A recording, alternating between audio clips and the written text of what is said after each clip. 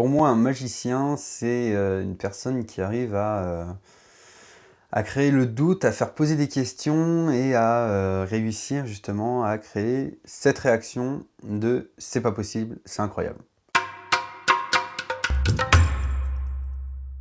Observez bien, je vais vous montrer un tour ici juste avec un simple jeu de cartes. D'accord? Je vais faire défiler les cartes, imaginons que le spectateur me dit stop juste ici, sur le dos de cœur, d'accord? Observez bien et je vais retrouver le dos de cœur d'une manière très sympa. Juste à 3 comme ça, 1, 2, et 3. Alors j'ai commencé la magie en voyant deux magiciens à la télé, donc c'était Bernard Bliss et Sylvain Mirouf. À partir de ce moment-là, je me suis dit qu'ils avaient quelque chose d'extraordinaire entre les mains. Et du coup, j'ai eu ma première boîte de magie et c'est là que j'ai commencé à travailler les techniques, où j'ai commencé à travailler des méthodes, etc. C'était des petits tours, mais c'était un début. Et après avoir passé la boîte de magie, j'ai commencé sur Internet. Et voilà, sur Internet, j'ai vu des techniques, j'ai vu des méthodes, j'ai vu des tours aussi.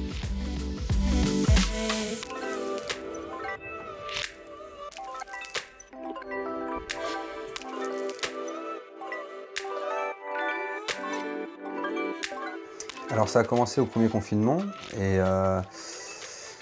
le fait de vouloir mettre du contenu sur les réseaux sociaux, c'était avant tout, je savais très bien que les gens étaient chez eux sur le confinement, les gens ne pouvaient pas sortir, donc ça pouvait être un moyen pour eux de divertissement. Après il n'y avait pas que moi, il y en a plein d'autres qui ont fait ça, mais moi du coup, voilà, j'avais envie de le faire. La magie c'est pas un truc qu'on voit souvent sur les réseaux, c'est souvent de la musique, de la danse, du chant, peu importe. Et voilà, faire de la magie, je trouvais ça un peu différent de ce que les autres proposaient.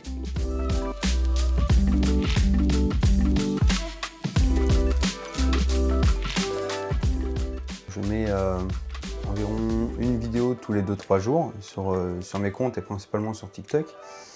Et voilà, après je me dis que derrière j'ai 1 300 000 personnes à satisfaire. C'est une petite pression quand même, puis après je me dis qu'ils sont pas en face de moi et heureusement parce que sinon je serais peut-être en panique totale, mais non, mais le fait que ça soit derrière les écrans, moi je me remets en question par rapport quand je tourne une vidéo, je me dis est-ce que ça va plaire, est-ce que ça va pas plaire?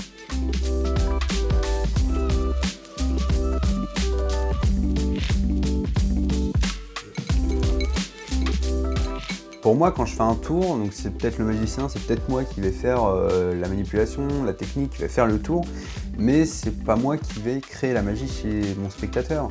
C'est le spectateur qui va justement se mettre en tête que c'est de la magie, parce qu'il ne comprend pas. Nous, on fait juste de l'illusion au final.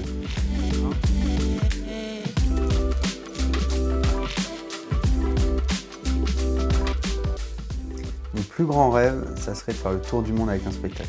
Je me mets toujours en tête que tout est possible au final et que voilà, tout est réalisable.